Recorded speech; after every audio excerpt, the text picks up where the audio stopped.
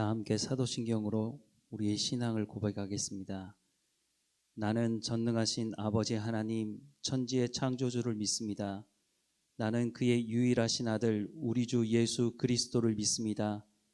그는 성령으로 잉태되어 동정녀 마리아에게서 나시고 본디오 빌라도에게 고난을 받아 십자가에 못 박혀 죽으시고 장사된 지 사흘 만에 죽은 자 가운데서 다시 살아나셨으며 하늘에 오르시어 전능하신 아버지 하나님 우편에 앉아 계시다가 거기로부터 살아있는 자와 죽은 자를 심판하러 오십니다.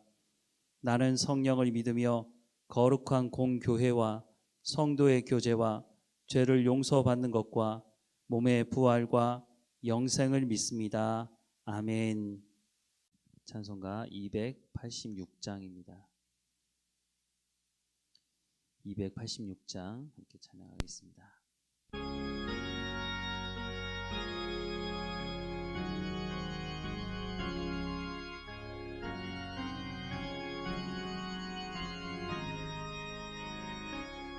주 예수님 내 맘에 오사 날 붙들어 주시고 내 마음에 새 힘을 주사 늘 기쁘게 하소서.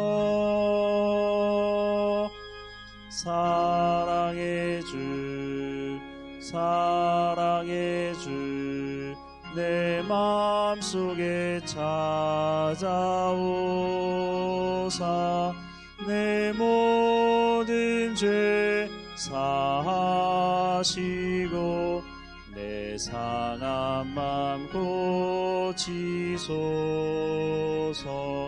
주 예수님 내 맘에 오사 내 소원 다하시고 내 무거운 짐 맡아주사 참 평안을 주소서. 사랑의 주 사랑의 주 내 마음속에 찾아오사 내 모든 죄 사하시고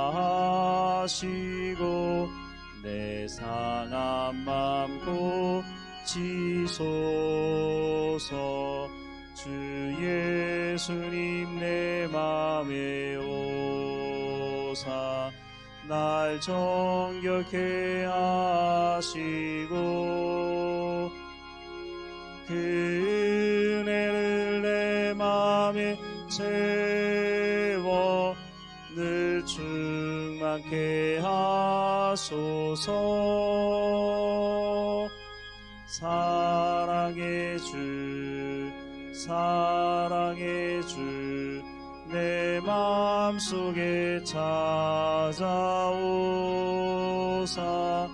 내 모든 죄 사하시고 내 상한 맘 고치소서. 주 예수님 내 맘에 오사 내 길 인도하시고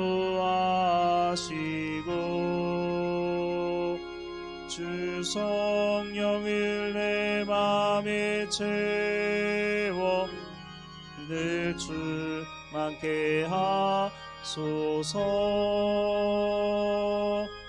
사랑의 주 사랑의 주 내 마음속에 찾아오사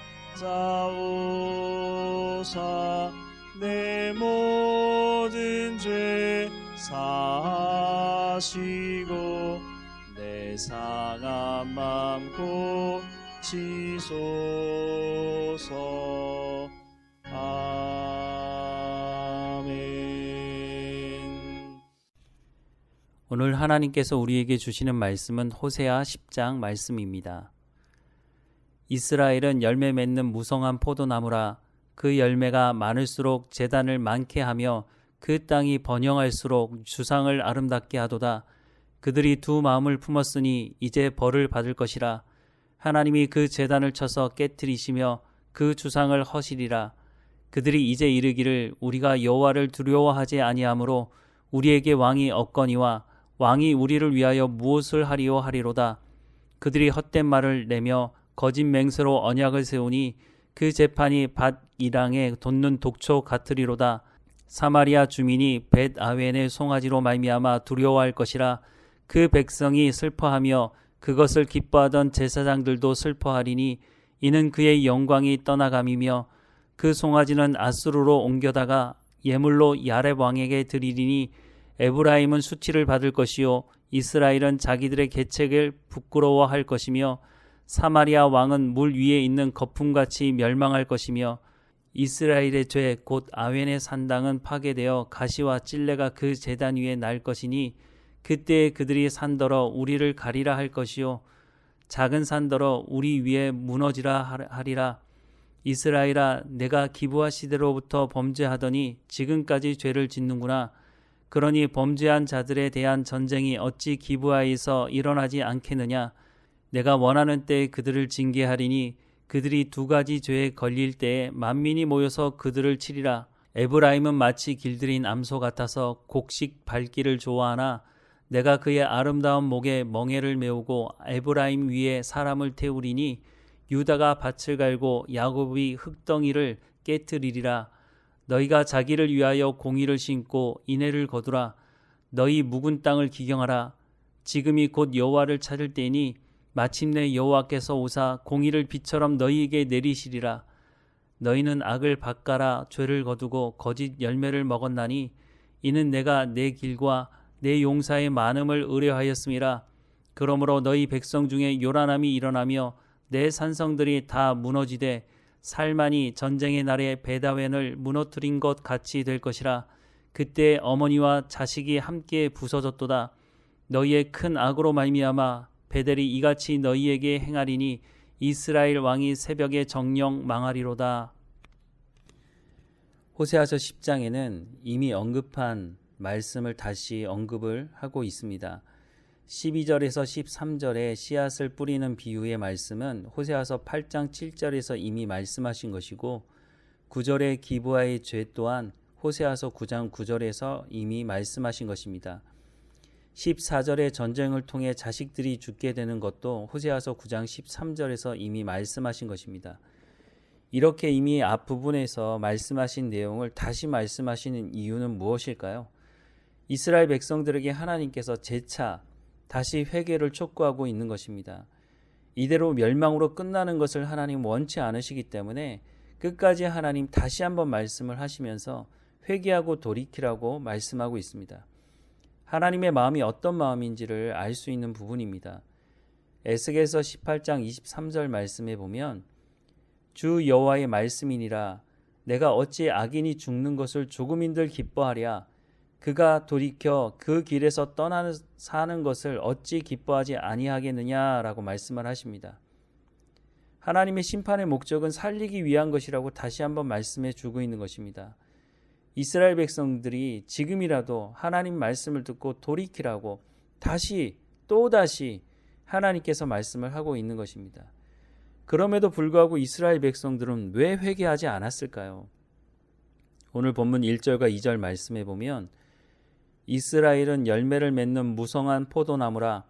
그 열매가 많을수록 제단을 많게 하며 그 땅이 번영할수록 주상을 아름답게 하도다. 그들이 두 마음을 품었으니 이제 벌을 받을 것이라. 하나님이 그 제단을 쳐서 깨뜨리시며 그 주상을 허시리라 라고 말씀을 하고 있습니다. 이스라엘 백성들의 가장 큰 문제 중에 하나는 하나님도 섬기고 우상을 섬겼다는 것입니다. 이들이 우상을 섬긴 가장 중요한 이유는 자신들의 탐욕을 채우기 위한 것이었습니다. 하나님께서 사람의 그 탐욕을 채워주지 않으시니까 자신들이 원하는 것을 채우기 위해서 우상을 섬겼다는 것을 알 수 있습니다. 하나님께서 이 모든 일들을 심판하시고 다시 돌아오라고 그런 마음을 가지고 하나님 말씀하고 있는 것입니다. 하나님은 가나안 땅에 들어가는 이스라엘 백성들에게 이미 풍요를 약속하고 계셨습니다. 신명기 8장 12절에서 14절 말씀에 보면 네가 먹어서 배부르고 아름다운 집을 짓고 거주하게 되며 또 내 소와 양이 번성하며 내 은금이 증식되며 내 소유가 다 풍성하게 될 때에 내 마음이 교만하여 내 하나님 여호와를 잊어버릴까 염려하노라. 여호와는 너를 애굽 땅 종되었던 집에서 이끌어내셨다라고 말씀을 하고 있습니다. 하나님께서 풍요를 약속하고 있습니다. 하나님께서 우리 가운데 주시는 그 은혜 가운데 그 은혜에 대한 감사를 잃어버리게 되면 교만하게 되고 결국은 탐욕에 빠져서 우상 숭배의 자리 가운데 나가게 될 것이라고 경고를 이미 하고 계시는 것입니다. 그런데 이스라엘 백성들은 그렇게 살아가지 않았다는 겁니다. 오늘 본문 1절 다시 말씀을 보면 이스라엘은 열매를 맺는 무성한 포도나무라. 그 열매가 많을수록 제단을 많게 하여 그 땅이 번영할수록 주상을 아름답게 했다고 말씀하고 있습니다. 더 많은 풍요를 위해서 자신에게 주신 하나님의 은혜를 감사하는 것이 아니라 더 달라고 하는 것입니다. 그래서 제단을 쌓고 더 많은 우상을 섬기게 되었다고 하는 것입니다. 하나님을 두려워하지 않는 이 사람들에게 하나님 심판하시겠다고 말씀하심에도 불구하고 그 길을 돌이키지 않는 겁니다. 무엇보다 하나님이 심판하시겠다고 말씀하시지만 아직은 심판이 이루어지지 않았기 때문에 하나님을 두려워하지 않는 것입니다. 오히려 우상을 두려워하고 또 우상 때문에 슬퍼한다고 말씀합니다. 오늘 본문 5절 말씀에 보면 사마리아 주민이 베다웬의 송아지로 말미암아 두려워할 것이라. 그 백성이 슬퍼하며 그것을 기뻐하던 제사장들도 슬퍼하리니 이는 그의 영광이 떠나감이며 라고 말씀을 합니다. 오랜 시간 동안 우상을 숭배해온 백성들이 하나님과 우상을 동일시하고 있는 겁니다. 그리고 이 우상이 아수르로 옮겨지자 그것을 슬퍼한다고 말하고 있습니다. 이스라엘 백성들이 출애굽한 이후에 금송아지 우상을 만들어 놓고 그것이 하나님이라고 말했던 그 조상들과 같이 똑같은 잘못을 범하고 있는 것입니다. 하나님은 사사기에 등장하는 기브아 사건을 다시 말씀하고 있습니다. 이 말씀을 다시 하는 것은 죄가 얼마나 끔찍한 결과를 가져오는지를 경험하게 될 것이라고 경고하고 있는 것입니다. 그러면서 하나님은 너희 묵은 땅을 기경하라고 말씀합니다. 이 말씀은 지금 바로 지금이 곧 여호와를 찾을 때고 만날 만한 때가 지금이라고 지금 하나님의 은혜를 받아야 한다고 말씀을 하고 있는 겁니다. 심판에 대한 말씀을 하시면서도 끊임없이 하나님은 하나님을 알아야 하나님과 친밀한 교제 가운데 나갈 수 있다고 회개하고 돌이켜야 한다고 하나님께서 말씀하고 있는 것입니다. 하나님의 마음이 어떤 마음인지를 우리는 알아야 할 것입니다. 우리가 범죄 가운데 있을 때 하나님께서 우리를 구원하기 원하시는 그 하나님께서 우리를 그 죄로부터 벗어나게 하시기 위해서 말씀하고 있다는 것을 기억해야 할 것입니다. 우리가 교만해지면 하나님을 잊어버리게 되고 우리는 우상을 숭배하는 자리 가운데 빠지게 된다고 하는 말씀도 기억해야 할 것입니다. 이스라엘 백성들만 이렇게 삶을 살아가는 것이 아니라 우리도 하나님이 누구인지 알지 못하면 우리도 우상을 섬기며 우리도 하나님 앞에 교만히 행할 수 있다는 것을 기억해야 할 것입니다. 오늘 하나님께 주시는 말씀을 마음에 새기고 하나님의 마음을 알아가고 하나님과 더 친밀한 교제 가운데 나가는 우리의 삶이 되기를 주님의 이름으로 축원합니다. 기도하겠습니다. 사랑하는 하나님, 우리를 구원하시고 하나님의 자녀 삼으셔서 하나님 주시는 은혜 가운데 살아갈 수 있도록 인도해 주셔서 감사합니다. 하나님, 이스라엘은 열매 맺는 무성한 포도나무고 그 많은 것을 하나님께서 주셨음에도 불구하고 더 많은 제단을 쌓아서 우상을 숭배했다고 말씀하고 있는데 우리는 하나님 주시는 은혜를 감사할 줄 알고 하나님 더 많은 제단을 쌓는 것이 아니라 더 온전히 하나님께 나가 하나님의 마음을 알고 하나님과 더 친밀한 교제 가운데 나가는 삶이 될 수 있도록 은혜를 베풀어 주옵소서. 하나님께서 말씀하시는 이 말씀 앞에 우리의 모습을 비춰보게 하시고 우리의 범죄함이 있다면 하나님 회개하고 돌이켜서 지금이 은혜 받을 만한 때라고 말씀하시니 그 은혜 가운데 나가는 우리의 삶이 될 수 있도록 인도해 주옵소서. 오늘도 이 하루를 살아가면서 하나님과 동행하게 하시고 하나님께 감사하게 하시고 자족하며 생명을 살리는 삶으로 나아갈 수 있도록 하나님 인도해 주옵소서. 오늘도 우리를 인도하실 하나님께 감사하고 예수님의 이름으로 기도드립니다. 아멘. 하늘에 계신 우리 아버지, 아버지의 이름을 거룩하게 하시며 아버지의 나라가 오게 하시며 아버지의 뜻이 하늘에서와 같이 땅에서도 이루어지게 하소서. 오늘 우리에게 일용할 양식을 주시고 우리가 우리에게 잘못한 사람을 용서하여 준 것 같이 우리 죄를 용서하여 주시고 우리를 시험에 빠지지 않게 하시고 악에서 구하소서. 나라와 권능과 영광이 영원히 아버지의 것입니다. 아멘.